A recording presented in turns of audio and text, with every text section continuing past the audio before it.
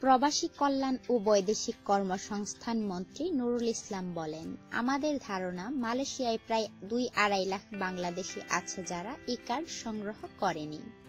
তাই শেষ পর্যন্ত মালয়েশিয়া থেকে প্রায় 2.5 লাখ প্রবাসী বাংলাদেশিকে দেশে ফিরে আসতে হবে। গত এক সপ্তাহ ধরে মালয়েশিয়ায় সাঁড়াশি অভিযানে অবৈধ অভিবাসী শ্রমিক আটকে বিগত দিনগুলোর রেকর্ড ছাড়িয়ে তালিকায় শীর্ষে অবস্থান করছে বাংলাদেশ।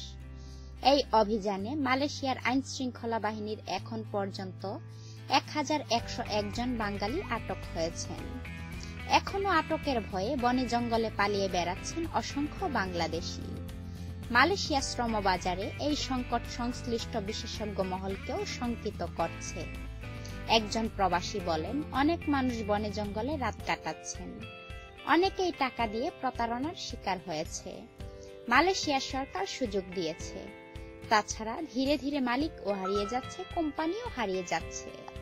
সংশ্লিষ্টরা বলছেন, ভবিষ্যতে এমন সংকট এড়াতে এর পেছনে যেসব ভুয়া রিক্রুটিং এজেন্সি বা দালাল জড়িত তাদেরকে শাস্তির আওতায় নিয়ে আসতে হবে।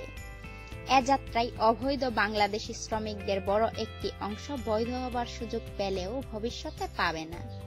এমনটি মাথায় রেখে অবৈধভাবে মালয়েশিয়া পাড়ি না দেওয়ার আহ্বানও সংশ্লিষ্টদের।